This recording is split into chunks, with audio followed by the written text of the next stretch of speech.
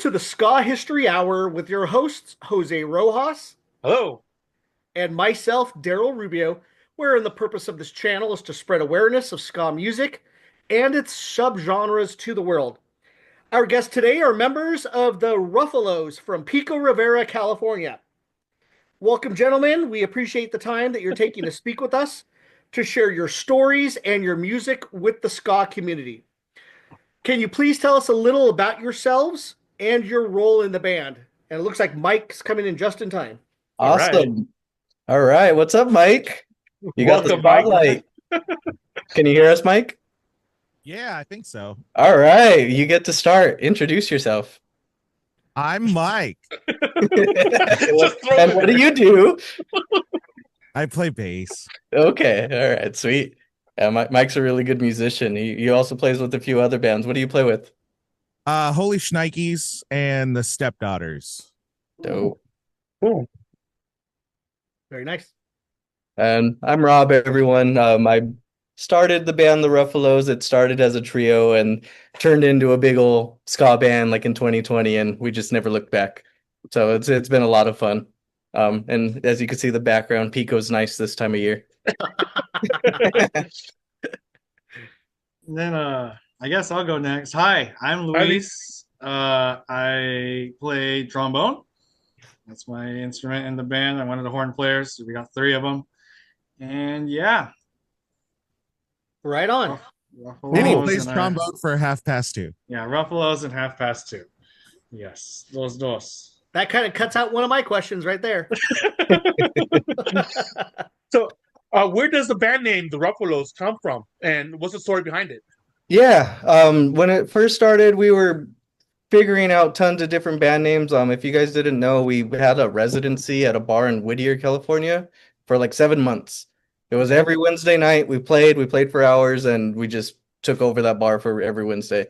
We went through a couple of different names, and then one of the shows, for whatever reason, we heard some skit on TV. We looked up the word Ruffalo, and I think when we spelled it wrong. So Urban Dictionary said it meant cock. What? So I laughed, and then I told my buddies, and they're like, "That's pretty funny." So we're Yeah. the Ruffalos. I'm like, "Pretty much, I guess. Let's try it." We said it, and no one knew what it meant, but everyone just kind of loved it when they jumped on and heard it.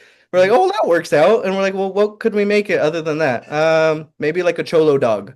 So that's where the logo came for the grandmas and everything. Like, here's the logo, and it's just a funny backstory for us. But then it just, I don't know, it works. And the misspelling kind of has its pros and cons. People spell our name wrong all the time, but also no one else has the spelling. So Yeah. we're unique in that sense too. Yeah, that's pretty awesome, man. That Thanks, is. man. Let's get Bree to let us know what she does in the band. Mm-hmm. Hi, Bree. Hello. Hello, Sorry, Bree. I'm driving. Can you hear me? Be Driving with no careful. hands? Driving with no hands. That's how talented I am. Dang. I can Be sing safe, with no Bree. hands too. That's even better. Awesome. I guess I just told you guys what I do then. Yes, exactly. Perfect. So That's great. I see that your band started around 2017. Is that correct? That's about right. Mhm. All right. As a 3-piece band, can you please tell us about the formation of the band and describe your band's sound? Yeah, when it first started, it was a drummer and a bass player. What happened was the bass player was doing that residency at the time with the jazz band. The jazz band broke up one week, and he's like, "I have a spot. I don't have a band to fill it. Do you have anything?" I'm like, "I have a couple songs." I'm like, "And I know a drummer." So we called him up. We practiced for a night. We made a set, and that's where it started. Because it was a jazz night, we called ourselves like a rock fusion jazz to begin with, and played covers and just normal bar stuff. And from that point, the energies just kind of took over more. So then it started pushing more and more towards an upbeat sound. And then when we added horns, it turned into like, you know what? Yeah, no, this is ska. Nice. Very nice. Now, I saw on your social media you have a new mascot, a puppet. We do. Do you want to see it? Yes, Yeah, please. I'll be back. Go ahead, keep talking. I'll be right back. Okay. I guess I'll do another question, right? How do you guys start writing a song? Do you start with the lyrics or the guitar riff? I should have waited for Rob, I guess, for that. Oh no, I think I can Yeah. jump in with that. So far, a lot of the songwriting kind of is based off riffs that we kind of put together. Okay. Usually either Rob or I has a riff, or Buzz, our keyboard player, he often comes up with some riffs, and then we kind of build the song around that. Find the structure. I think we've written like 4 or 5 songs recently in just like a couple of practices Mm-hmm. where Oh, that's awesome. gotten the horn parts down, the lyrics and all of that. And oh, there's the puppet. Yeah. He's got the hat There's the too. puppet. Yeah, he has a hat. Look at him. He's so cute. That is crazy looking. Yeah. It's He so is nice. nice made up, put together. Yeah. Yeah. You can have that on stage too. We just took it to our first show. Very nice. Yeah, it was a good hit. It was a big hit. It was fun. But yeah, no, just what Mike was saying. Yeah, we've really just been making riffs together and bouncing ideas off of each other. Every so often, one of us will come with the full song, pretty much like set, and then we play it straight through. Everyone joins it. We kind of feel it. Does it work? And then someone's like, "Oh, maybe we should add this, do that," and then it just turns into its own thing. Nice. Yeah. Nice. So what's puppet's name? Rufus. Rufus. Yeah. All right, Rufus. It came named, so we didn't really get a chance to Oh. name him. But yeah, she's like, "Oh well," and we thought, that works. Let's just keep it. Yeah. Can't Close change enough, its right? name. Yeah, that's awesome. So I see the releases that you have, and let me know if I've missed any. Ruffolos 2 in 2019. Immersing in the aftertaste of Special yesterday. I don't know if that was released in 2021 or 2022 because dates conflict on different sites. Mother Ruffer EP of 2022, and Live at Transplants in 2024. Did I miss anything? There's a first one in 2017 or 2018 or so. The first EP. It was just called EP. That's up there. It should be on Spotify and stuff. There's like a hidden EP that got lost in the mix. I need to put it back up. There's a lot of logistical stuff we had when we were bouncing around from the different distribution sites, and just headaches of putting it on and putting it off. And most of it's on Bandcamp, so you could find everything there. Yeah. But everything else, yeah, it'll be back up soon. Right on. Ooh. So, what was the ska scene like in your area when you started out? And I would say are you guys familiar with like the whole East LA ska scene, how that's going? And how it's always kind of been in a sense? Yes. Yeah, so that's what I would say. It's always been there. It's always been active.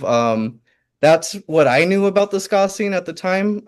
If you asked Luis and Michael, they had more knowledge of the OC ska scene, what was going on there a little bit more than I knew. So the ska scene was more of the kind of the backyard scene and everything, and was hard to get into.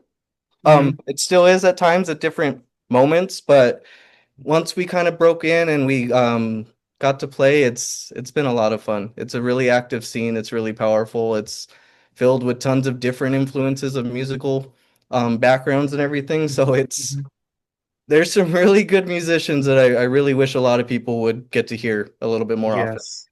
I got a follow-up question. Do you think there's like a resurgence of ska happening today? I think so. I think there's a whole resurgence of the 90s happening right now, in my opinion. That's just all the bands are making their comebacks right now, so that's really cool. It's all the bands that I personally grew up getting into. I have Sublime tattoos and stuff like that. I like No Doubt and just that whole scene. We got to play with Say Ferris, so like we're in this 90s kind of bubble resurging, and where this takes off from, we'll see.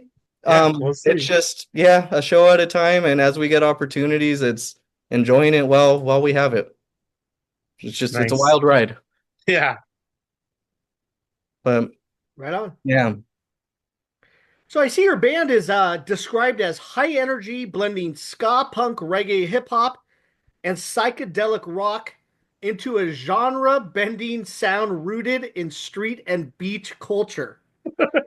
That's a mouthful there. It is. It is. Also, your band, the Immersing album that we spoke Mhm. about earlier, was one of the top 3 reggae albums on iTunes in 2021. Yeah. Tell us about that whole thing and what was the outcome of you guys reaching so many people? Yeah, no, the at the time it's the description just came from different descriptions of different venues talking about us. The beach culture came because we just did that Santa Monica Pier show and they described it as we're displaying beach culture, SoCal's beach culture. And we're like, oh, all right, we're beach culture now. All right, cool. So we just started throwing things in as they come. So that's been cool. And the street culture just we've played graffiti art events and car shows, and we're ingrained in a lot of SoCal's culture in general. And then when that album came out, that we had just played a big event with at Sea Legs at the beach for our album release party, and I think that might have helped tremendously. There was a lot of action. It was partnered. We collaborated with Solon Clothing. They had a big old birthday party there, so they're posting us, and they have 1 million followers and all this stuff. And it's all the perfect storm came together that I think gave us enough traction where we were able to chart on there, which was pretty damn cool. Yeah. I don't know how it really works, but we were on there. I got pictures, and it was pretty cool. Cool. Swinging Johnny is a Soul and Clothing too, right? At the time, yeah. I think did he play that day? He might have played that day. I think we had him open that day. Right on. Now I got a question for Luis. Luis, did you Yo. start your trombone playing in high school or earlier? Good old, went through public education, started, in elementary actually. Okay. But obviously started taking it a lot more seriously in high school. And then I went to go study music. For music education. I'm a music teacher. Actually, half of this band is like music teachers. I think Awesome. over half of this band, right? Mike's a music teacher too. We have Yeah. Went to music school and did that whole thing. Cool. Which music school did you go to? I went to public university, Long Beach State. Long Beach? Okay. Cool. But yeah, that's actually where I started playing in ska for the first time ever, was in college. Because I had some friends that had me join another band that hasn't been playing a lot lately. I'm still part of, but we haven't done much. It's Not a Chance. They played around here a lot more back in the day, but yeah, it's more ska core. Okay. Cool. Not a chance. Yeah, That not kind a of leads chance. into my next question about what ska bands or what bands did you first hear about, each of you, when you first learned about the ska genre? I think I was, gosh, I don't know, maybe like 10 or 11. And my aunt had Save Ferris's CD. And whenever I'd go to their house, I would just play that CD on repeat. They didn't let me have it, but that was probably the first time that I had heard it, and probably didn't really know what it was at that time. And then in high school, I had a buddy who was really into the Aquabats and Real Big Fish, and he got me into them. And then that really opened the door because I was able to start looking things up and actually understanding everything. Like when I was 10 back then, we had a computer, but the internet wasn't good. So it was just, getting music was a lot easier in high school than it was when I first heard ska music. Nice. Nice. So, what did your first? Oh, We got 2 others. I'm sorry. I always jump. I'll jump in. One of my first references of ska and people could argue against it or not. But Sublime, that's why I got into it. That was my cousins had the CDs. Hey, pick one. I picked the one with the dog on it because I like dogs and never looked back. But within that, it just kind of branched out. Just finding all these different bands like Voodoo Glow Skulls. I got into them shortly after. I got into Streetlight Manifesto. I got into the Specials. I got into all the older ska and just all the different waves and learning about it. And then a funny story with Chase Long Beach. One of their demo CDs was in a Streetlight Manifesto package when I opened it up. Oh. And I thought it was the coolest thing ever. And then I found out one of my classmates, kind of what I went to school with, his older brother was in that band. I'm like, oh shit, really? Okay, yeah, that's cool. And then I met Karen. I was like, hey, I have this CD. And she's like, I didn't even know they made those. Okay, well, I have this. And that's one of the bands too that really kind of drove just this energy, the sound. One of these, I'm getting to meet all these different bands that I grew up with and listening to. So that's my direction and sense of music and stuff. Right on. And I guess for me, it's weird because I feel like I probably am like at Mike, where I probably grew up listening to ska, but it was like the Spanish ska, so like Inspector and stuff. Oh. But I probably didn't recognize it as ska. I was just like, oh, it's Spanish music, whatever. It's dance music. Because in high school is when I learned ska, like the OC ska stuff from my high school friends. They were like, oh, check out this band. And it's just, good old Real Big Fish or something like that. Mm-hmm. Just like the third wave 90s stuff. But, and then actually I have been a fan of Half Past Two a long time, since like 2010. But aside from that, after high school, I kind of got really into Streetlight and kind of just branched out from there. I really like a lot more of the third wave, but like also like the ska core, like the more modern stuff. That's kind of more my feel with ska.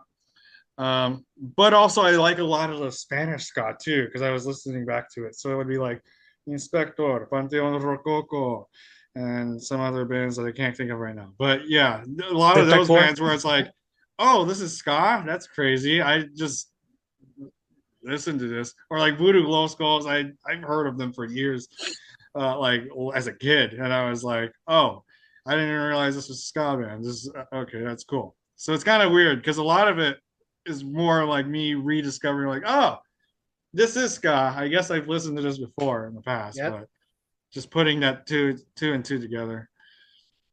I think that's one really cool thing about this band too, is just all the connections we're getting to make from it. Even though we don't play as often, but when we do recently, we're meeting a lot of different people and networking, and it's cool to really kind of dive into the scene more and more. And again, just where it leads, we'll see. We'll see. Awesome. Cool. So what did the first practice look like with you guys, and how often do you guys practice now? It's a good one. Luis, remember when so what happened when we were making that Immersing the Aftertaste album? We just thought some of these songs could probably use horns. Let me ask around. I met the Brass Boys, found them online. I think we had played a show in the past too, and I'm like, hey, Luis, you guys want to hop on this? They're like, yeah, sure. We jumped on. I think we were kind of just like the horn trio was kind of sell like ourselves as a trio because we had played in a tribute band. So we were like, oh, okay, sure, yeah, we'll take this, and we recorded that in Ed's studio or Ed's house, not studio. What am I talking about? His living room, our sax player's living room. Yeah. Okay. That whole album was recorded there. It was recorded in my bedroom at my parents' house. There was nothing fancy about things, and it worked. But then I was just moving into my house in Pomona, and there was no furniture in there. We had just got in. We're trying to move trash out from the old people here, and I invited the band. Hey, we have our first show together. It was the Summer Sizzler with Bite Me Bambi, and all right, it's next week. You guys ready? We practiced, and it went good. It was fun playing in an empty house. We had a good time, and after that show, it just kind of turned into them like, hey, shoot, should we just keep doing this? And yeah, if you guys want to. Let's just keep it going then, and that's where it's really gone. We had another bass player at the time, and then recently he dropped out, and now we got Mike, and his musical kind of addition has really been driving a lot of the newer stuff. So LA Hoedown was really driven from Mike's riffs. So that was really cool. The just and again how the energy's tying together. Nice. Yeah, we saw you guys at the Summer Sizzler. Mm-hmm. I think Yeah. that's where we met. Yeah, I remember Yeah. you guys from that day. Yeah. I remember I was talking to you at the table there, trying to Yes. trying to give your band some tips. Yeah. It's I like- wish we could put vinyls in record stores. I really do, but the Right. money issue is so it's hard. It's hard. And then after I was like, "What? Who the fuck am I to tell them things?" Like, I hope they don't listen to me. Yeah. That's what I said. I'm like, some dick just came up to me and tried to give me advice. Yeah, exactly. He doesn't know shit. I'm kidding. I'm kidding. That was funny because my next question was about that. So let's skip that one. So tell us about the Sound the Alarm, a collaboration with our buddy Chris Grau from Loser. Yeah, that was super cool. He reached out to us and we've been talking and kind of supporting each other since we've met. He's like, I have this song, you guys want in? And sure. I'm like, what do we got to do? He's like, not too much. I already have it written. Okay, well, let's go ahead and do it, and we'll jump on and support you. So the Brass Boys did their thing. Me and Bree added the chorus vocals, and pretty simple. Yeah. Music video was fun. That one was actually me and my wife in that. He had us dress up in the whole Fall Guys outfits and stuff, and that was a lot of fun. It was pretty silly seeing people talk to us and we're waving in those things. Yeah, he's Yeah. a cool cat. He does a lot of good stuff. Yeah, he Yeah. did our music video, Visionary. We did it at the Pike Bar in Long Beach. That venue has really supported us throughout the years. We just love their food. We love how they treat us. We've kind of been growing past it, so it's kind of hard to do things there anymore, but that's our go-to place if we have like a birthday show or just a dinner. But bands should check that place out if they're really getting into it and just starting. Exactly. Nice. And check out Chris's videography as well. Yeah. Yeah. Nice. Now there was a show in. Oh, we're talking about the Monica Pierre. Excuse me. Excuse me. But your child was out there on the social media, and like before the song starts, you're like, hey, come on down, And then like the song starts, and everybody starts skanking around him. That was pretty cool. Yeah. How did that feel? Seeing your child in the pit and having other kids join in too. It feels good, man. It's the coolest thing that his first instinct to punk rock music in general. If we put it on right now and I turn the camera, we could probably get him to do it. But Yeah. he'll just start running in a circle, and it's the coolest thing. And then that moment, just people were already seeing him, and I was with the puppet walking with him, so I think everyone already kind of saw the kid in the checkered outfit. So that just helped a lot. And the even cooler thing about that, I really don't recognize anyone in that pit. Normally, like we know a lot of the people that come to the shows. We really like just from building our following, and I look at that video, I'm like, shoot, I don't really know any of you, and that makes me really happy too. That it's doing something. This energy. So yeah. Yeah, that's good stuff. Yeah, normally I don't watch videos till the end, but that was super cute just watching him watch everybody Yeah. go around the pit. That was pretty cool. Yeah. No, he loves it. He's gonna be something. If you guys didn't know, his name is Rage. Yo, too. Yeah, oh, Rage. really? Yeah, Yeah. Rage. Like Like his Rage real Against the name? Machine. Yeah, that's his real name. Right here. I have it tattooed on Oh, me. sick. And his middle name is Machine? No. A lame name named Lawrence. It's my brother's name. Lame. Yeah. Did you have to fight your wife for that name?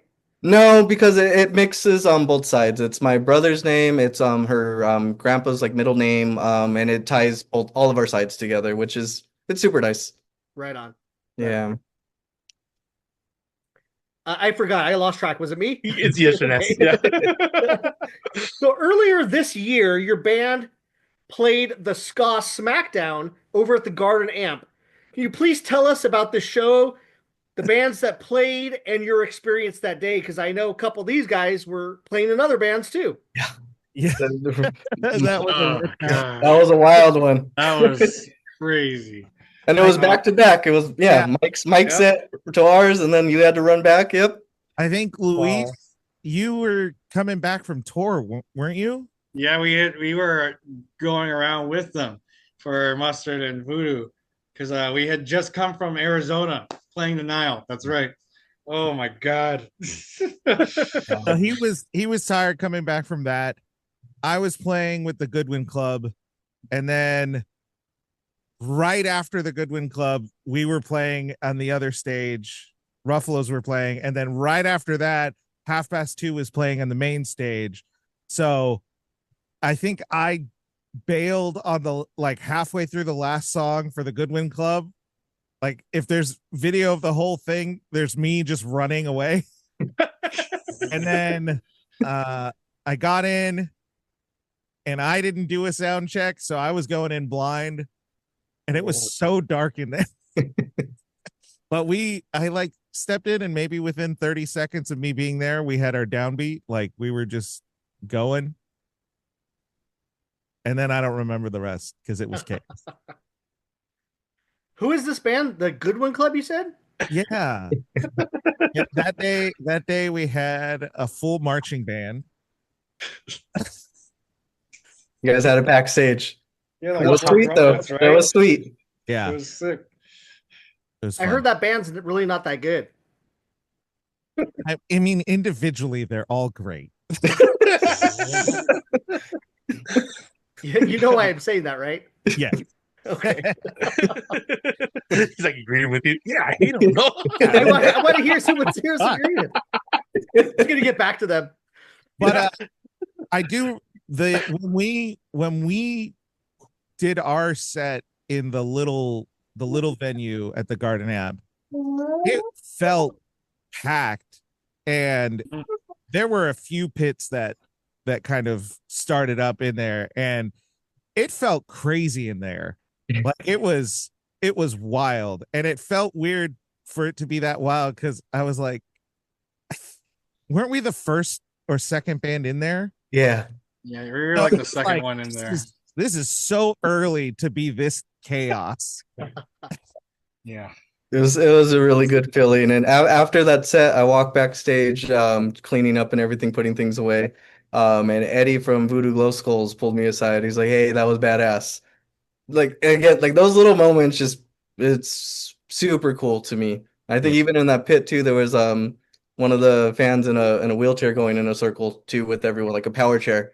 And it was going pretty fast. It was pretty cool. It was Keeping up. Yeah, they love us there. They really liked us there. I think I gave him a hat. The small stage there is the first time I saw the Stepdaughters there at that Summer Sizzler. Oh wow. Yeah, they were there for the first one or the first or the second one. Yeah, the 2021, 2020. I I think remember the second one. The first one we were there. They were supposed to be on it. And they had to bow out. Mm-hmm. Yeah, to bow out Yeah. because their bass player. Yeah. Yes. Oh yeah, that was unfortunate. Yes. That when he passed. Yeah. Yeah. Condolences to them. All crazy. So the song "Special Yesterday" talks about being on the greener side of life. Can you explain the song and what it means to you?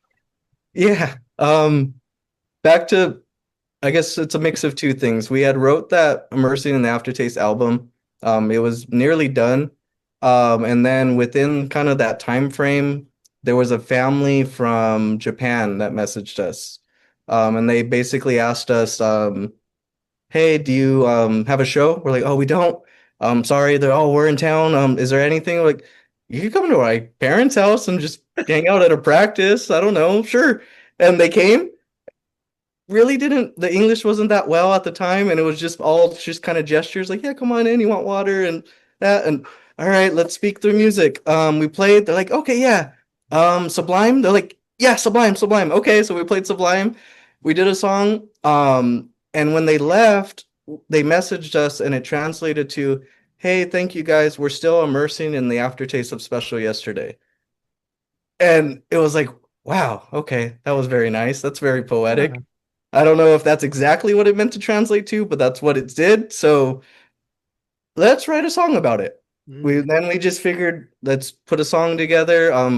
I had wrote that song probably fairly quickly in like 20 minutes at that night, and then I put it together. We all jammed it out. We kind of fine-tuned it, and there was a song and there was the album name. It came from that. Okay. Yeah. Cool. No, Cool. it was a really, really fun time when that really came to be. And then having Luis and them jump on with the horns, it wasn't intended to have horns at first, I guess. And then once we decided what songs need them, send them that one. That one sounds good. And it sounded good. It sounded a lot better with it. So we're really happy how that played out. Yeah, I enjoyed Yeah. that song.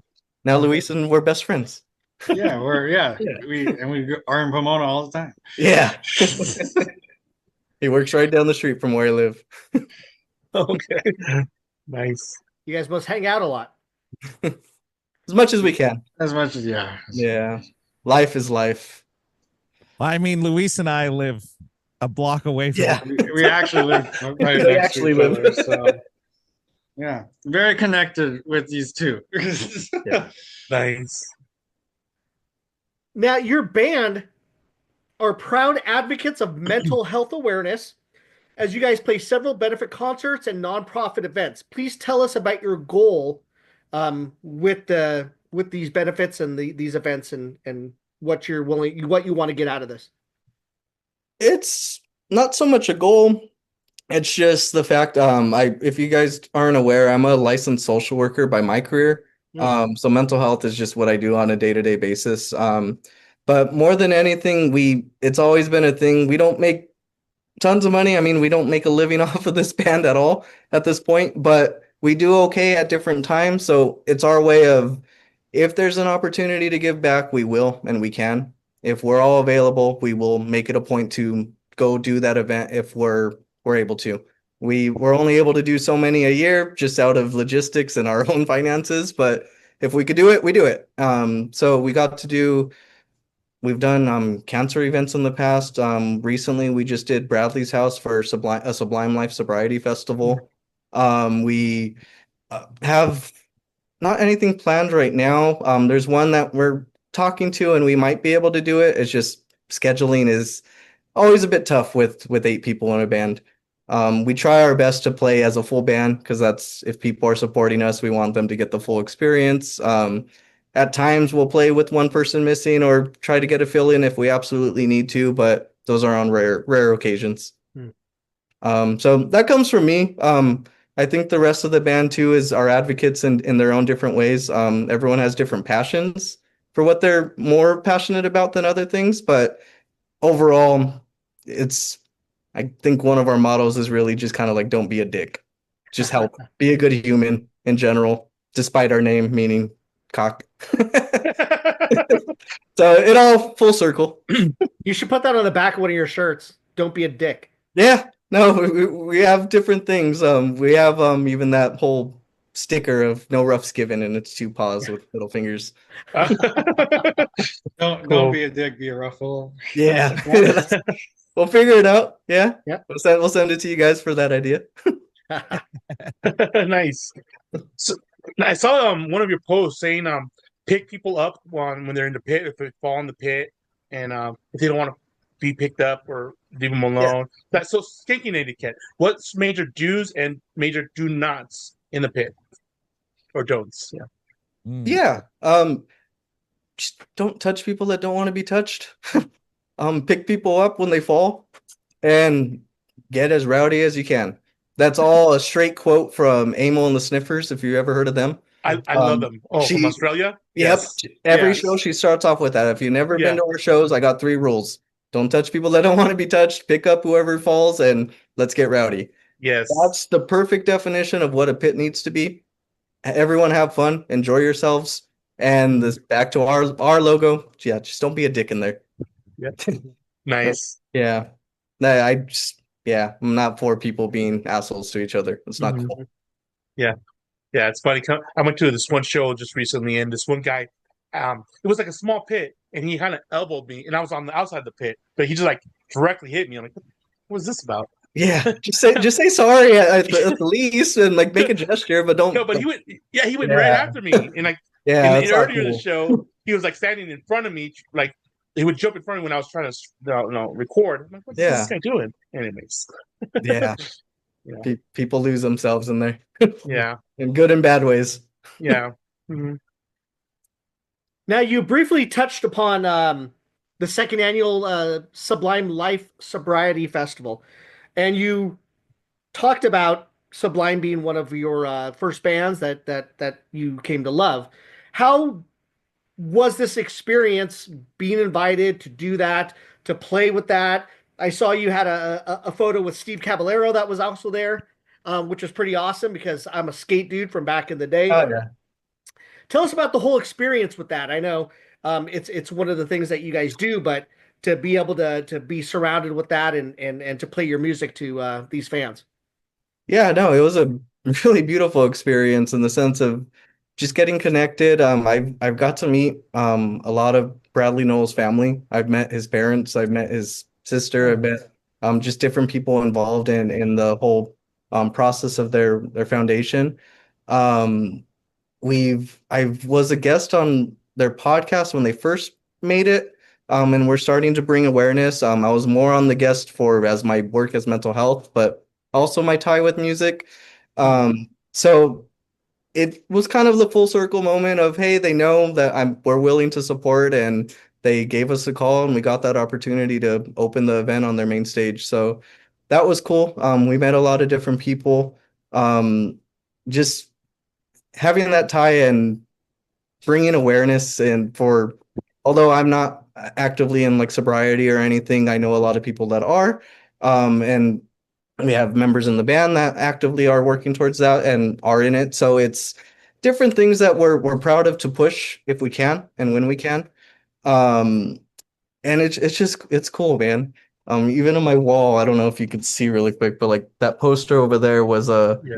event that we played in Long Beach, literally the streets of Long Beach, and it has the logo of Skunk Records. So like Oh, having like them promoting things with our name on it, being a part of Sublime's events, even on the opposite sides of the world of what they're promoting, it's it's really cool, man. I'm really happy with how this journey is going in the sense I would personally like to do a lot more. It's not how life's dealing the cards at this time.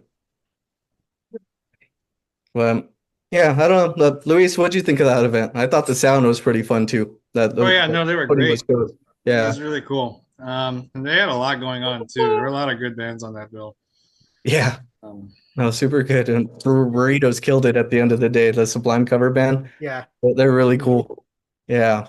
There was a Sublime cover band I saw play up here. I live in like Newhall by Magic Mountain. Um, and I forgot what they were called. They were a tribute one, but they were pretty damn good. It wasn't burritos though. It was another. There's a few of them. There's like Brewfish or Badfish, and then there's Oh, that a was it. all Badfish. girl one. She Blime. They're starting up now. They're really cool. They're playing the Garden app all the time. She Blime, really? Yeah, yeah, it's an all girl one. Yeah, they're cool. Yeah, oh, and I gotta check I that out. think their Yeah, I'll their check that drummer is the drummer for Go Betty Go. Possibly, yeah. Yeah. That sounds correct. But yeah, they play with like Rage Against the Machine cover bands there all the time. It's cool. They're doing it. Nice. I bet he's looking it up right now. Yeah, Nice. She Blime. Pretty cool. I do need another band for that show. Oh, that's true. Yeah. Hey, there you go. There I go now. I got one. Thank you. Yeah. Hopefully. Get Yeah. over it. So you have the most recent song, LA Hoedown. Can you tell us about that song? You can How'd take that this come one, out? Mike. Oh, yeah. I think the start of it was we were just at practice, and usually so when I write songs, it's usually just give me an instrument and I'll start writing. Mm. And this one was, I think we went specifically to practice to write stuff, and that opening riff I just started doing it. Uh. And then I think within 10 or 15 minutes, we had a roadmap and we kind of recorded something on someone's phone. So we had the roadmap for it. Mm. And then I believe because Rob has recording stuff at his house and I have a little home studio too. And so we just kind of recorded stuff kind of as quickly as possible. And I think we had a demo with lyrics and everything within a week or two. And then we just went through it. And I think you had sent some idea, Rob had sent some ideas to me as far as like lyrically what was happening. And I forget, I think it was something else was the hoedown. And I think I may have suggested let's make it an LA hoedown because that's kind of what our thing. Yeah. And pretty much how that went. Yeah. And it kind of just grew from there. And the horn parts grew and grew. And we just kind of really wrote it relatively quickly, but it came together and it has its own feel. And I would say all of us really, really enjoy that song. Yeah, it's a pretty cool song. I like the artwork you guys have it for that song too. My cousin. Yeah, my cousin, he did that Mother Ruffer album, and whenever I could just get him to do something or he wants to do it, he'll just draw us something and put it together. Yeah, it's pretty detailed and awesome. Yeah. Oh, he's really good. Yeah. I'll send you guys his stuff if you ever need just him to draw something or whatever. Sure. He's a big cool. Community person in Santa Ana. Okay. Is he the one that drew the Sublime-esque logo thing? He did probably if you've seen like the sun that we have version of it, or like our moon version of just the dog howling in the moon. He did all of that for us. Yeah. Pretty cool, man. Yeah. Nice. So, my question? I don't remember. No, go for it. Go ahead. Go ahead. Okay. Have you had any crazy or unexpected moments during performances or performance? Sounds like a yes.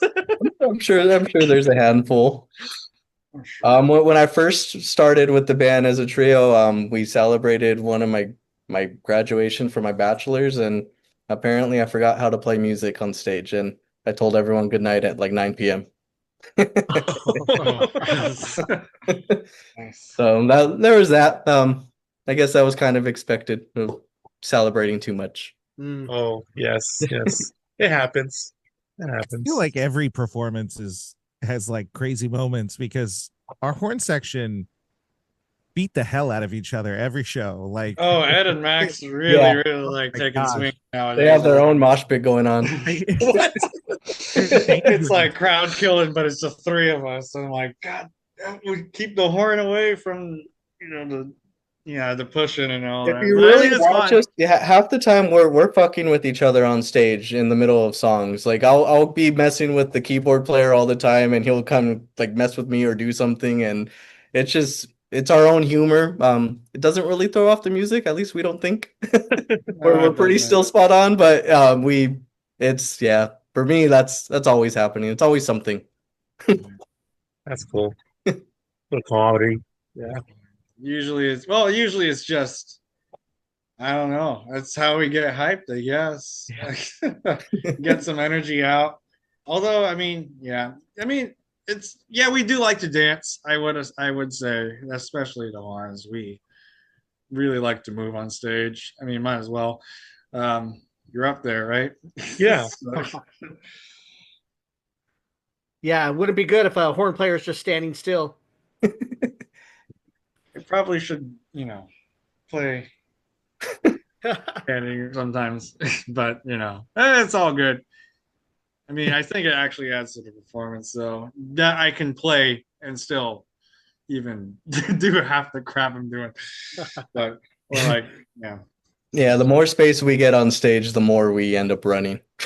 Yeah, that's good. Dangerous. Yeah. It's like the 5-iron show. That was fun, and that was that was really fun. Yeah, we got to play on the observatory main stage. That was really cool. That was nice. In the House of Blues in Anaheim, you get to see experience all of that. That was awesome. That's a nice place. Mhm.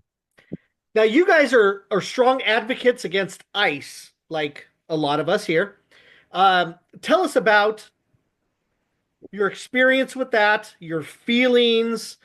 Being I don't know if you've been to LA since the whole thing and seen what it looks like down there. Please tell us a little bit about how much you are against this whole unfortunate situation in the country.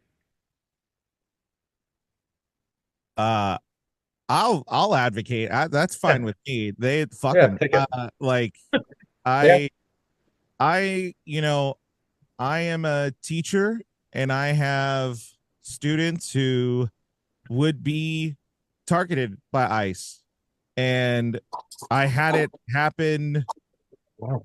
this summer in that there were ICE raids happening near our school and I have over the summer I have sectionals to help kids with their music over the summer so they're not just going into it blind. And because of the raids, the kids were like, I'm scared to even go by the school. Oh man. And my mom was an undocumented citizen and was in the country for 30 years before her citizenship actually like went through, and she went through all the rigmarole of trying to become a citizen. And the reality of the situation is that we have a broken system and a system that is built to keep people undocumented. And I have that my knee-jerk reaction when I hear advocates, especially um non-immigrant advocates, who talk about um well, if we don't have immigrants, you don't have food. And it's like, that's just another piece of the broken system, because they're working to keep these people undocumented so they can pay them less. Mm. Because if we actually made a path to citizenship that made sense and was actually achievable for people, these farmers would have to pay living wages for these workers who are keeping us alive. And I'm like, that's really the problem. That's the problem at hand. So everything that's going on with ICE has just been everything kind of this country's been doing for a very long time. It's just on steroids as far as the showmanship of the cruelty. So I know for me, like, I have my other band, Holy Shnikes, and we have an album coming out that's called Living in the End Times.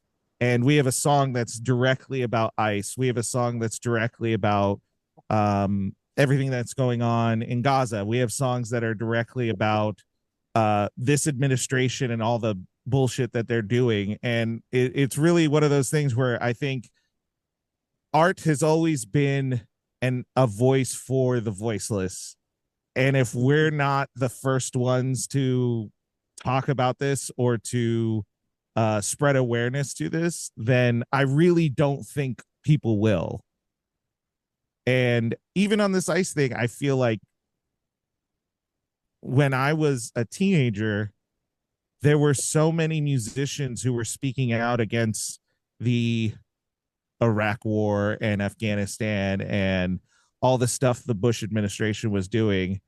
And I really feel in a weird place where I'm like, where are you guys? Where are you're still doing shows? You're still playing music. Why aren't you guys doing this stuff? And so it really does feel like it's in our hands now. And we're no one's, we're independent musicians, but we're still going to use our voice the best we can, Hell yeah. Yeah, I would beautifully said, Mike. I think just back to this country's being a dick and it's not cool. And just as very short and simple as that, don't be a dick and fuck everything that's happening.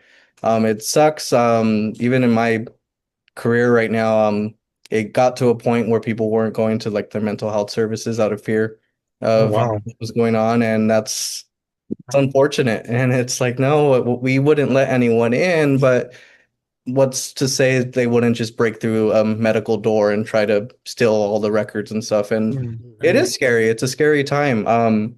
I've sent a lot of like consultations and support to like American Pediatric Center. I have some quotes of mine in there of trying to support other clinicians of how to support kids, teens, adults, whoever affected by what's going on. I think on that side of things, the biggest thing is it's not a time to try to like further diagnose anyone right now. It's just a time to be present with people and really, really support them and try to provide a space. Biggest thing I would say too, just for anyone listening, if you could lend a hand and know anyone going through anything, lend a hand if you can. Um, Reach out to us if there's anything that we possibly could do, we will. It's just life is tough right now. But we're here. We're here to support anyone when we can. Yeah. Now, what do you think I'm in about? yeah, Oh, go similar ahead, go boat ahead. to Mike. Yeah, because I'm also a teacher. I teach in Pomona, so it's been a concern amongst my students for sure and their families. Mhm. Especially because I know they really hit spots up in downtown area. So a lot of my kids just like I had band camp, very poor attendance this year, and I'm like not even mad about it. It's like, yeah, I understand. Yeah. You Wow. Did you guys see the end of the Warp Tour when before Dropkick Murphys played? The singer Ken did his little interview, his spiel, and then he just said one thing at the end. He just said "fuck Trump." I don't know if you guys saw that. That was pretty cool. I might have saw a quick clip. I'm not too sure. I'll check it out though. I'll look it up. Yeah, Yeah. it was pretty cool. Just like the interview, and then right after he just says that. It's like, whoa, know, straight up though. that was pretty cool. So what do you guys think about the defunding of PBS then? Also, they're saying like some individuals saying that there's propaganda or something going on there. As far What's as the deal? yeah, the I think the reality of the situation is that bad people succeed when people don't know. And PBS is a fundamental resource for families. I grew up on PBS. I have a pretty good awareness of math, English, and science because of PBS. My kids use PBS constantly, and it's probably the best resource for them. And the fact that they're taking away is stupid because the reality is they're hurting their own constituents the most, the GOP, because they're attacking public broadcasting. But in rural counties, the people who are in charge of weather forecasts, important information, emergency service, like emergency contact services, is PBS. And so there's a lot of stuff that, yeah, we can look at it as kind of that thing of Trump just wants to stop having people who complain about him TV or whatever. But I think the reality is, and we see this because the reality is the Ruffolos, we're mostly Chicanos. Like we're mostly people who have either foreign parents, or we ourselves are first generation, or even prior to that, immigrants. And then we find ourselves in a position where our resources are really, really important. But I grew up on like California Medicaid. I wouldn't have had healthcare if it wasn't for these things that are available to us. And cutting these resources away is just a way to separate people from each other. And I don't know. I could talk about this stuff all day, Yeah. every day. But the reality is we're in a position where we have to talk about it. We have to fight for it. And I believe in PBS, and I believe that no one should die because they can't afford healthcare. And how you live, whether who you love, how you present yourself gender, like all of those things is like, it doesn't matter to me as long as people are healthy, happy, and growing. Like, what does it matter to me? And it feels like a lot of this political stuff is just assholes trying to make everyone's life miserable. And I just don't understand why people can't be like, no, let's stop doing this. Stop. No, you're dumb. Don't do that. But alas, we are in our current situation. Yes. Yeah. Let's talk about your sponsorship with the Inland Empire Roller Derby.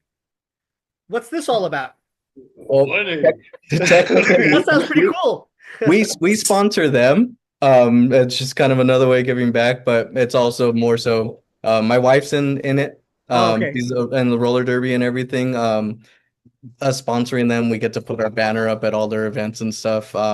Nice. But it's just something to help out. They've been supporting us. A lot of them have been going to a few shows and stuff, and it's when they told me this was kind of more so me more so than the band of like, I'll just do this and here you go. I'll sponsor you guys and thank you for helping, and hopefully this could help a little bit. It's nothing big. It's like not anything huge monetary, but it's something to help them with their traveling.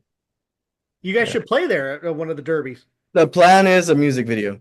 Oh, cool. Nice. In the middle, and they're doing their derby around in some version of that. So someone might steal it, but if we're still gonna do it at some point somehow. That'd be so cool. No, we won't release this until you do that first.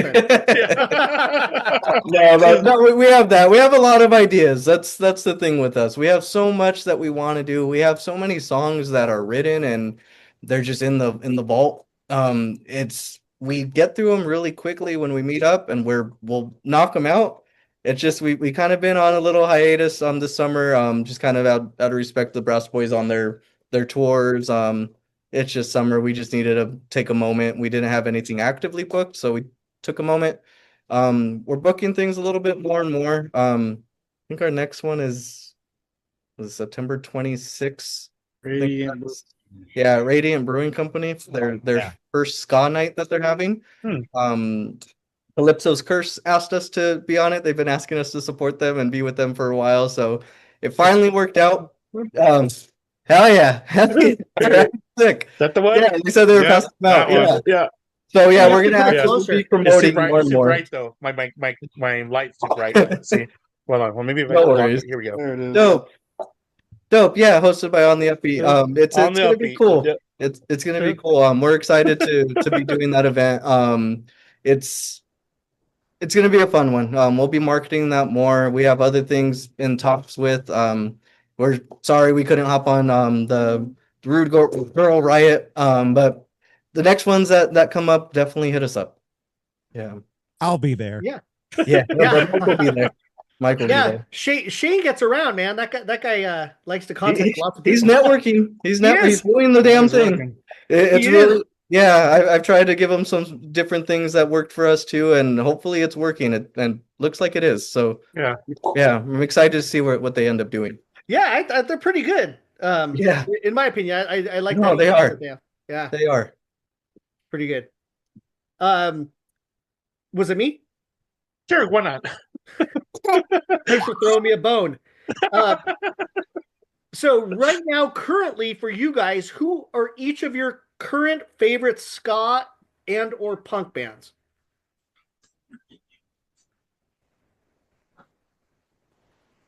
I'll jump in. I like the OCs. If you've never heard of them, check them out. They're kind of in the realm of like Amel and the Sniffers. They're in the realm of like Ty Segall.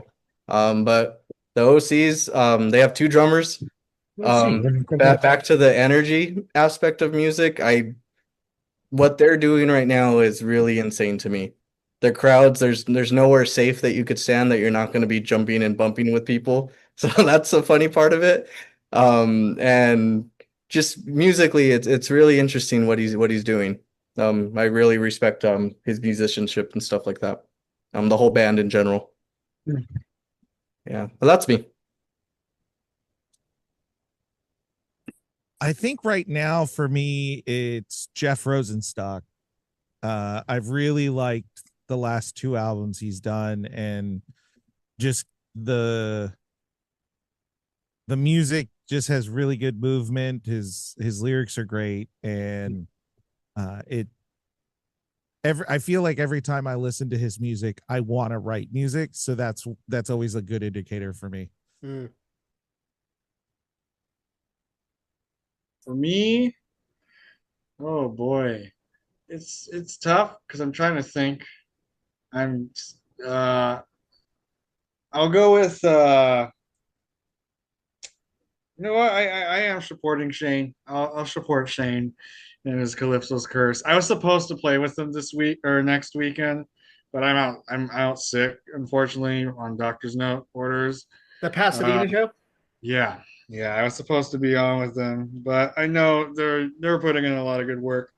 I also want to shout out some of the bands in Japan who were a bit smaller, and they were freaking so nice. So nice. There's some cool all girl ska bands out there, like the Drops or the Old Tones, who are really nice. And then there was this super cool like ska core band called Frail, and they were monsters. Actually, I if they came to the U.S., I think we would actually do well with them, like Ruffolos, because it would be a similar like eclectic vibe Nice. musically. But Stay in contact with them. Let them know. yeah, I'll let them Yeah. know. I'm trying it. I'm trying. For But sure. no, a lot of those bands are really friendly, so it was super cool out there. But I guess yeah, I'll shout out Shane and Calypso's Curse. I'm Nice. excited to see where they go from here because I know they had a bit of a singer change up lately. So we'll see how this new singer is. Mhm. And yeah, and they write good horn parts. Wait, I do have a secondary because they just released a song and it's so good. But Flying Raccoon Suit, Oh yeah, Oh I've yeah, I heard that. met them a few Yeah. times. They're wonderful people. They are the sweetest people in the world. But their new song Mothership is really really good, and I love all their stuff. Their trumpet player is like a jazz trumpet player, and he's really fun. But like all their horns are just so good. It feels like the Brass Boys, but yeah.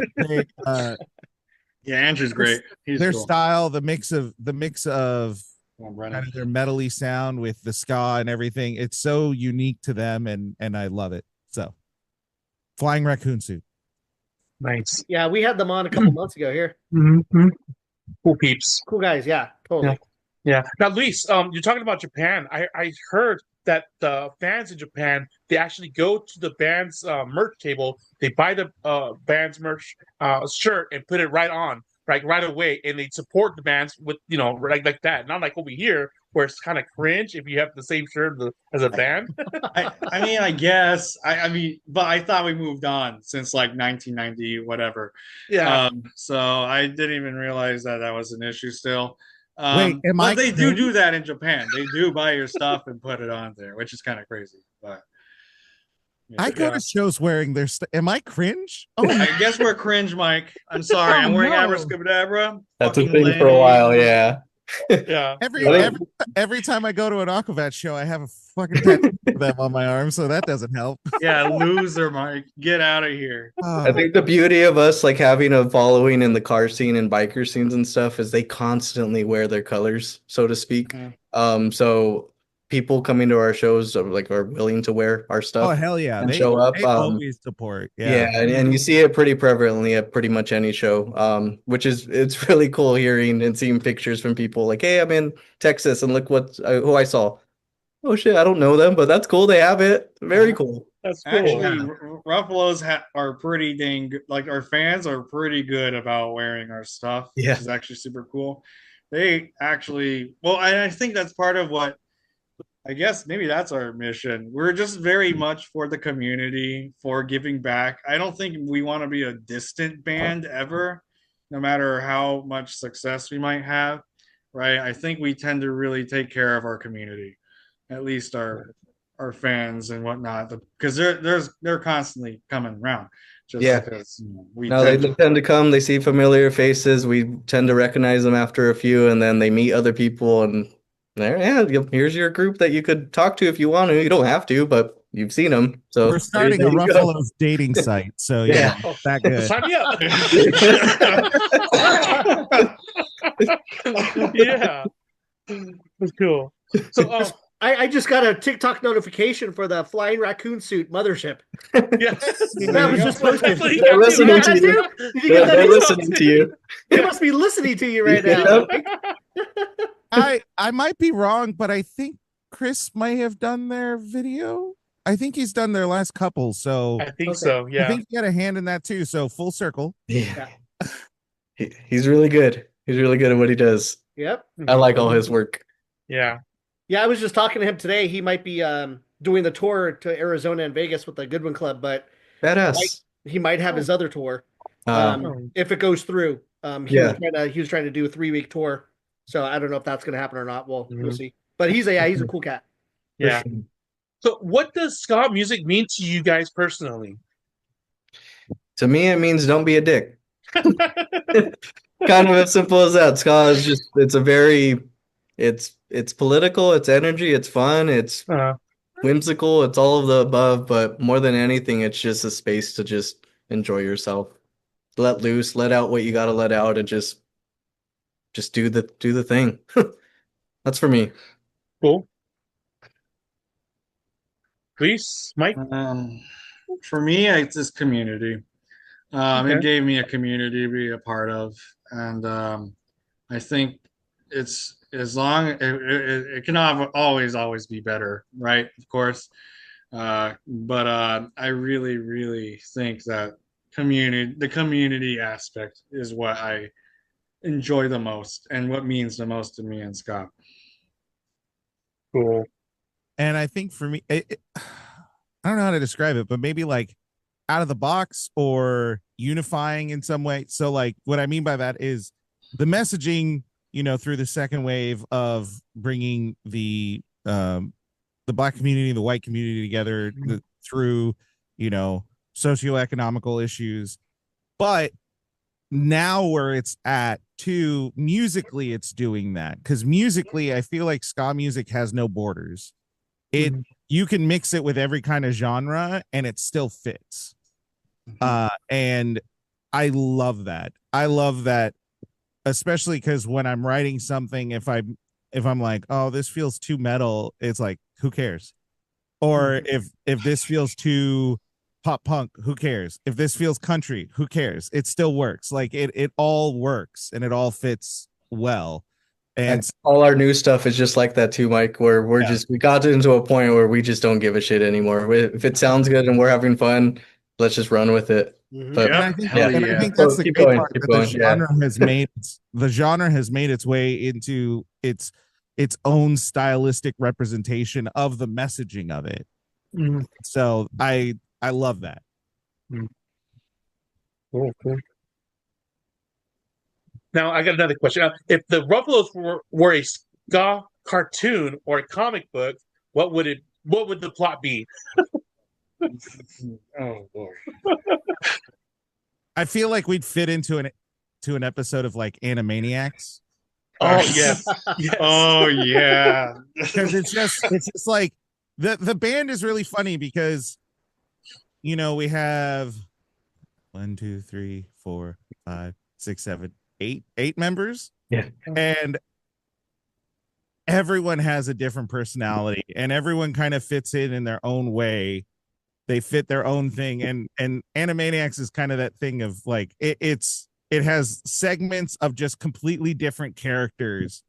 And that's why I think it would work. I think we would all have our own segment and it would probably be chaotic in its own way, but at the end we'd all get together and do a song about the capitals of each state.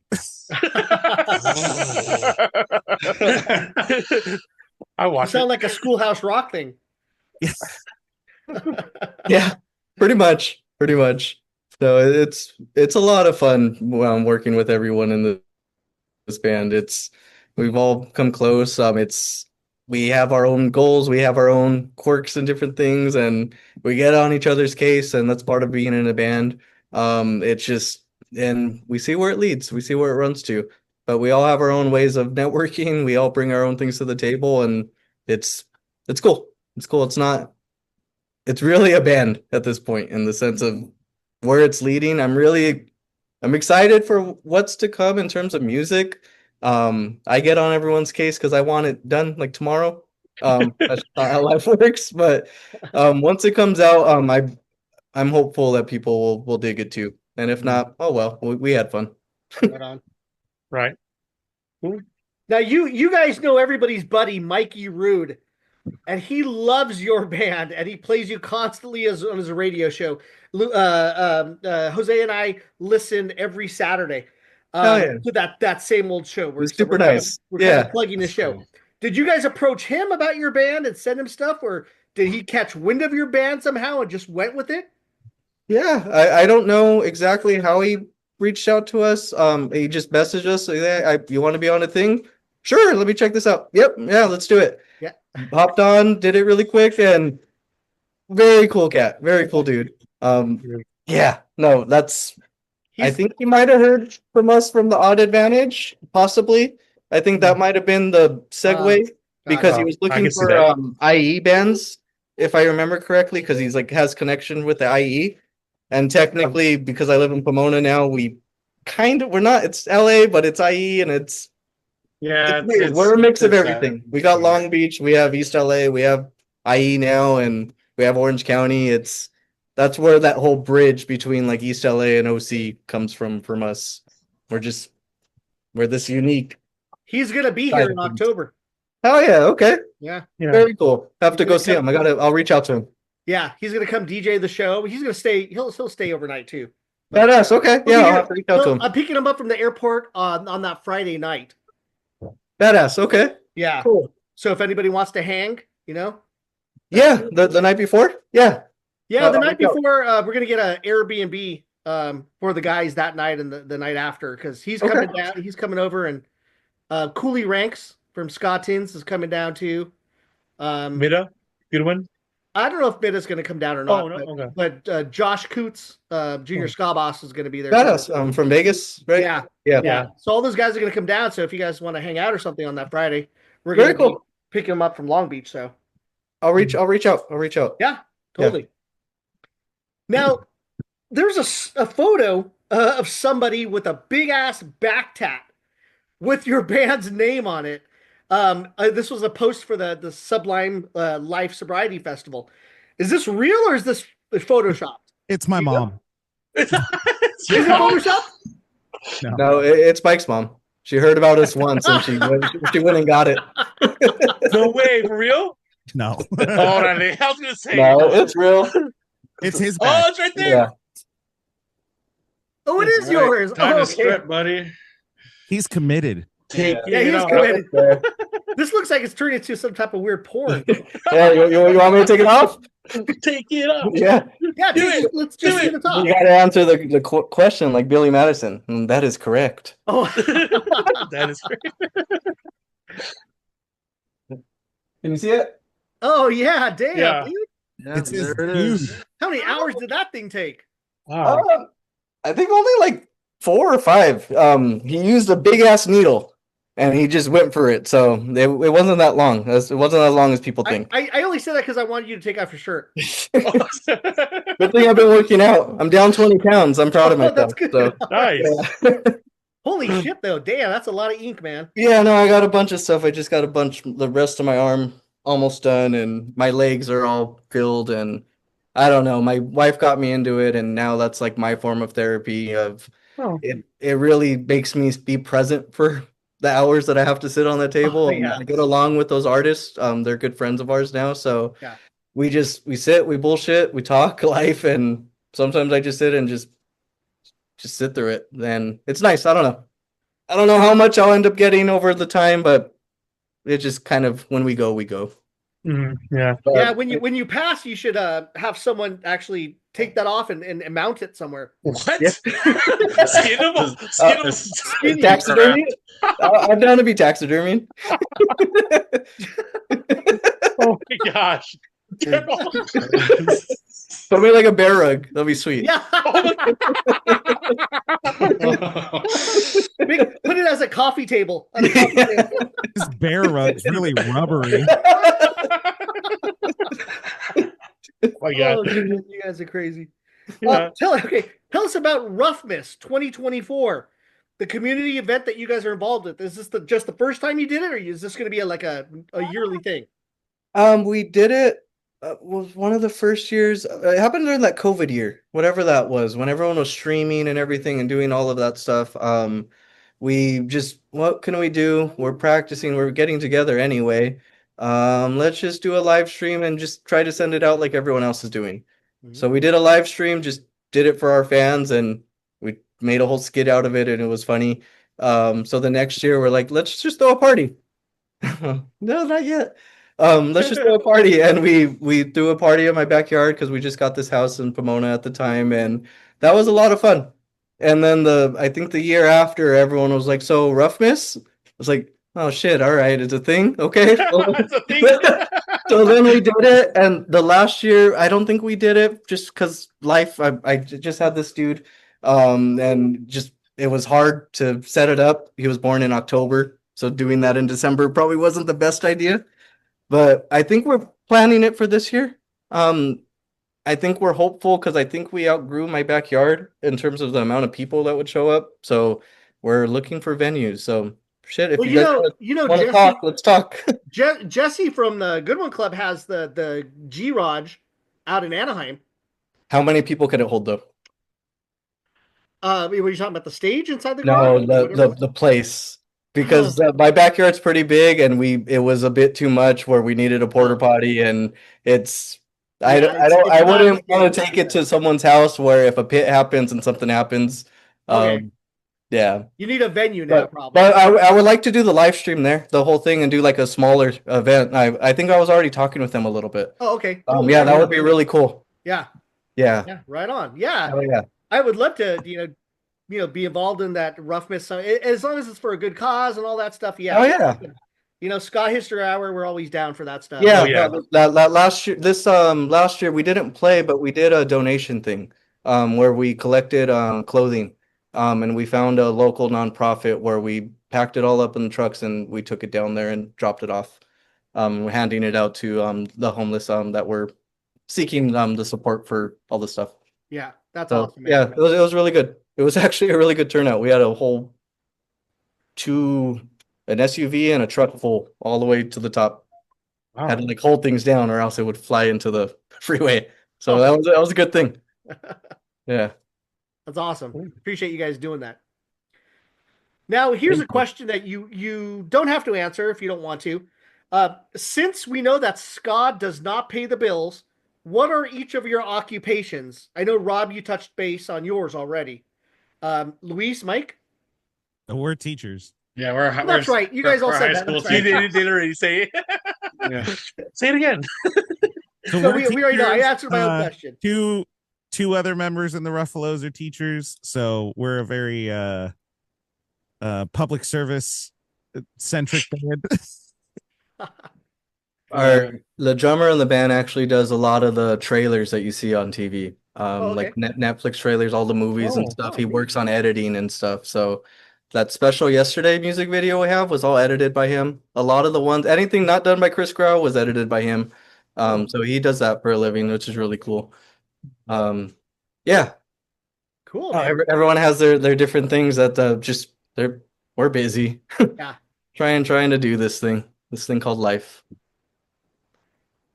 Jose, you had another Yeah, I one? got one final question for you guys.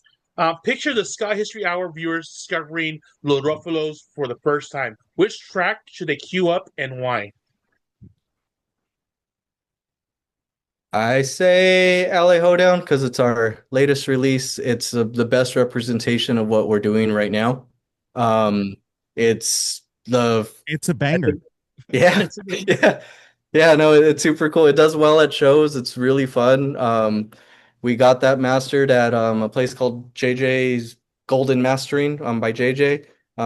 He did like Black Pumas and a few other bigger bands that have like nominees and stuff. So it's cool. We just did that too with, I think, our new equipment. We're always trying to build what we have. We funded and got a whole nicer mixer for our recording purposes. We do everything ourselves. We would like to go places. We've just had some horror stories of certain recording places that we've gone to before. But our funding and I don't know, we have fun doing it. So I would start with that. Cool. And whose artwork is that? That's your cousin's? Which one? The LA Hoedown single. Yeah, my cousin drew it. Yeah. Yeah, that's pretty killer, man. Yeah, no, we have a lot of different artists that support us. I think the logo, that's right here on the back right there. That's we had I'll tag her when this all comes up, but no, there's specific artists that updated our dog logo to that. And then one of my other buddies that does our more intense like color logos added all the artwork with the name and the music notes and everything and the badge. So we have a couple people. They're really good at what they do too. I like the LA like silhouette over the dog. You can see like the eyes are like peering out. It kind of For sure. like, that's kind of cool. For sure. I had to look at that a couple times. Now, what are each of your pet peeves and addictions? If you care to share.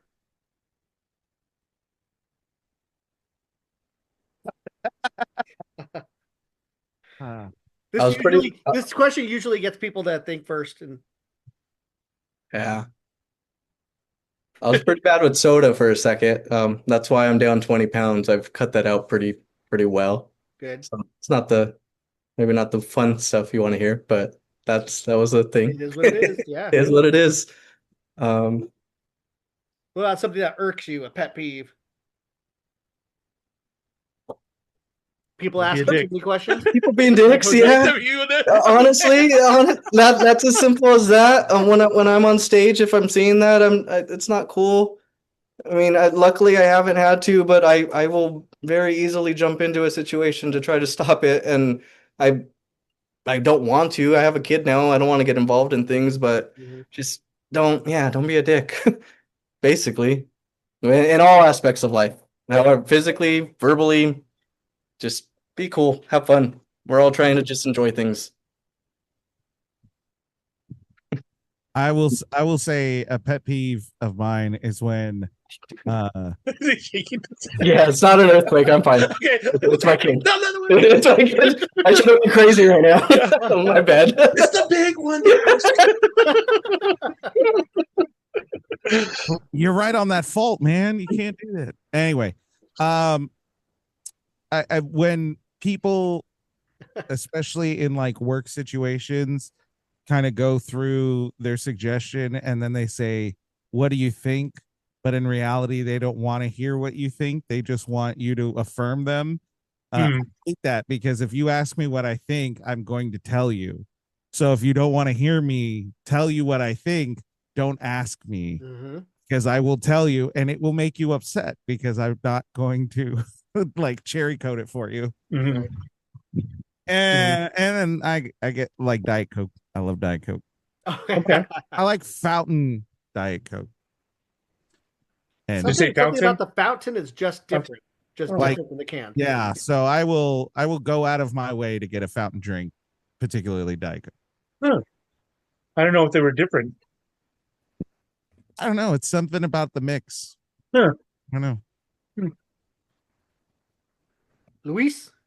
Yeah, I'm thinking. Pet peeve wise, I usually am I'm probably like the most free form person in the band in terms of like, I really don't care most of the time. I let a lot of things go.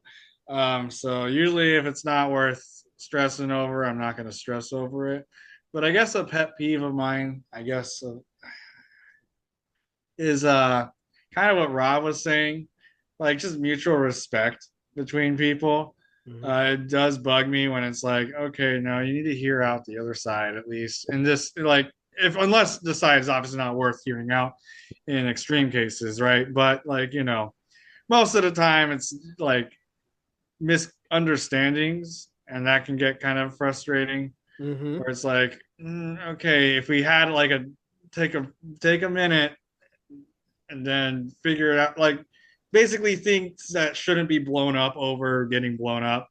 That can get kind of annoying.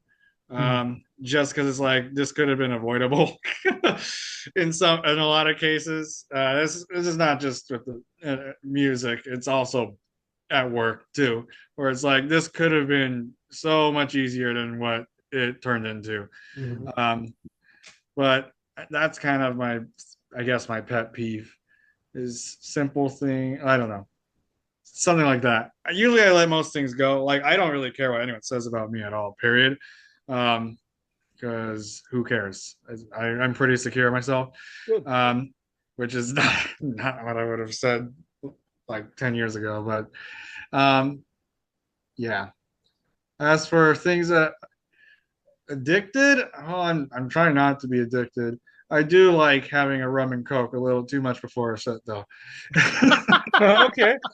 Oh, do a ritual there, huh? I don't know.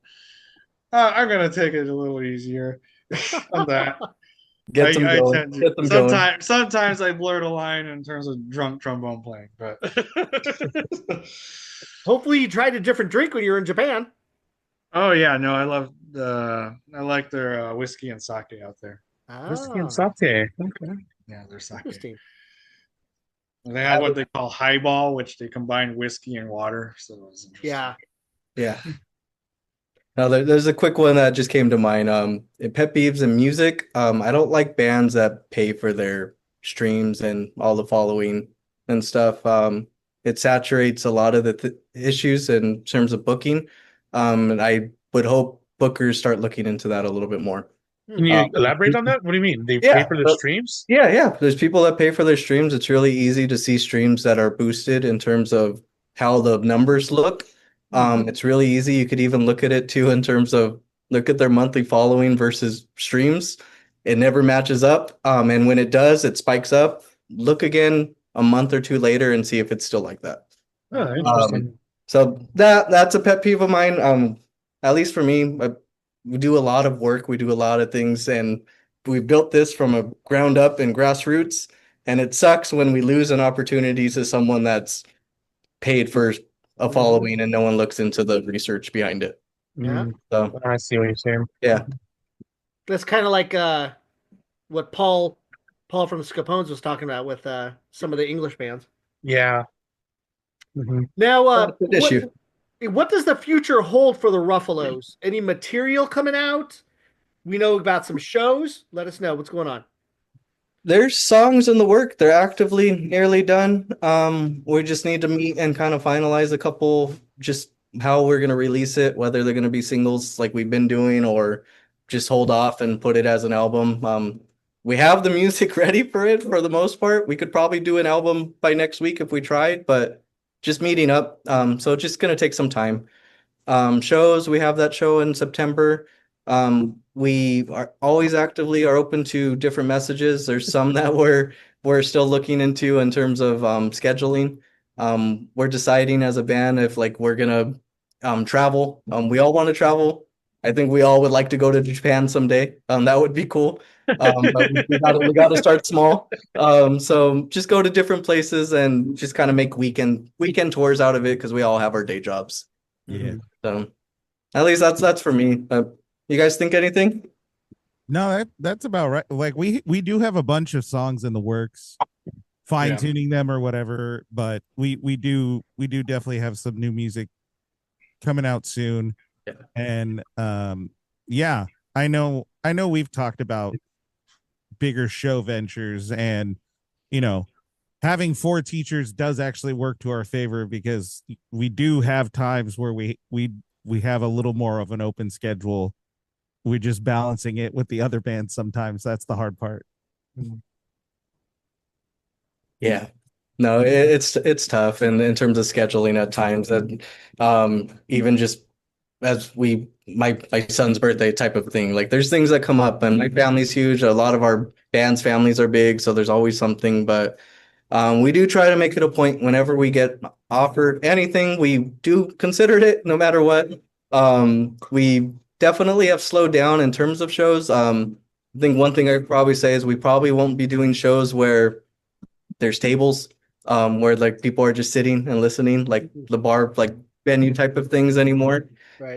If the money calls for it, then yeah, maybe, but it's just not as fun for us anymore doing that because people are eating and not really focus on the music, and that's fun, but we're enjoying this movement that's happening this whole year. It's been cool. So if we could keep kind of going that direction, I think we will be in the whole circuit of hopefully just direct supporting some big bands that we like as they come through. Very nice. Now, where can we find your music, both physical and digital? Digitally, it should be everywhere. I have a thing that I want to bring up with the band. So they haven't heard it from me, but I really want to take our music off of Spotify. I just don't want to be on it. I'd like to just not have to deal with the fluff numbers of bots and everything and just have people find our music elsewhere. Tidal. Um, Have you heard of Tidal? Yeah, no, we're on there. Yeah, Oh, okay, cool. we're on everything. I would like it off Spotify. Yeah. They even messaged us that there was a song that I just put up. There wasn't really many streams, and they're like, yeah, there's bots, so we're taking it down. And I was like, well, no one's even listened to it, and I just, yeah, it was only up for like a week, Yeah. but so I'm over that, but we'll see what happens. Hard copies, we have a handful of old CDs left. I'll probably, to be honest, just take them to some of the shows, and if people want them, they could just have them. They're just in a box. We got them. We've made our money back on that enough, so I don't mind just giving those out. It's not an accurate representation of what we're doing right now. Yeah. So that's why we kind of just boxed them and save them for a rainy day. Good idea. Yeah. But we'll probably have some. I know we want to make a vinyl. That's something that we're trying to do. So I don't know in terms of our music how we're gonna bunch them up and put things together, but I think it'll probably end up being all the best songs that do the best will end up being a package, and then maybe some hidden songs. And here's our first vinyl. Yeah, And that'd be cool. that's just where we're at as a band, where it just works with what we're doing. Would you guys do something like a self-release or look for like a bigger label? Either way, it's we have our record thing that we made called Murano Beach Records. Just a self-titled thing to put a name to. Honestly, it helped us get in the door with some venues because hey, we're not messaging from a band. Here's our management, and Yep. they listened to us. They actually just paid attention. It was like, oh shit, all right, cool. How could I do this more? And that's when my wife kind of started coming around. Like, you want to take this over? This looks even better if it's not even from me. And she's like, Yeah. I'm in. Okay. So then that really worked out. So something for bands to consider. Just that image. Having our website helps tremendously.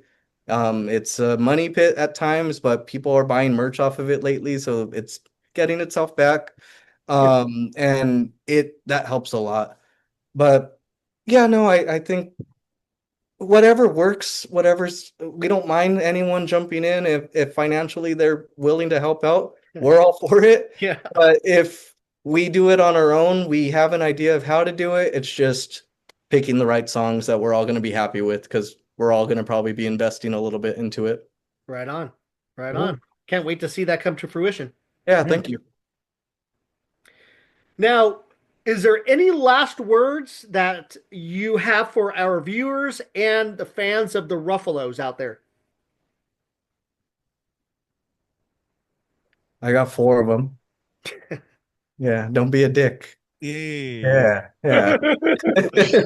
Pretty much. We'll make something out of that. I'll make it really soon too, because that sounds fun to just start putting that out right now.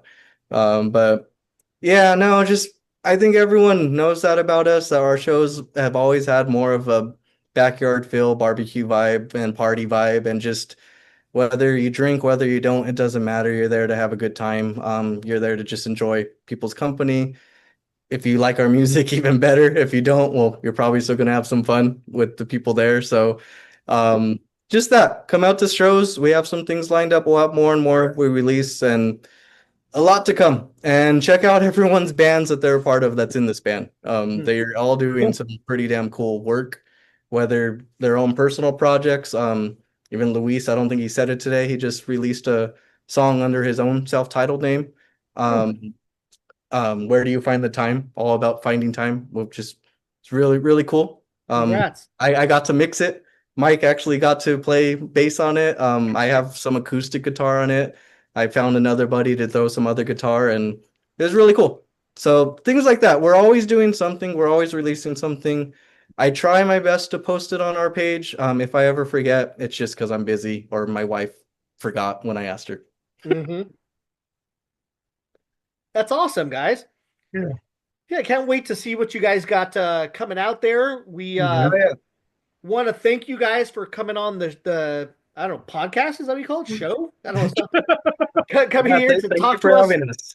Thank you so Taking it much. away from your families. You got your little guy there, which is cool. Anything that you guys need, please let us know. We're always advocates of bands. We want to help everybody out, so just let us know. Oh, yeah. Want to thank you for everything. Hold on just a second. We're going to ask you a question right after. All right, guys? Oh, yeah. Thank you so much. Thank Take you. care. Take care. Thank you. Hello, Skankers. Jose here, aka Skanking Force. Would you like to win a free Ska Box? It's as easy as following Ska Box Rocks and Sniff Dog Records on Instagram and Facebook. And subscribe to Ska History Hour on YouTube and comment Ska Box Rocks in any video to enter. Good luck!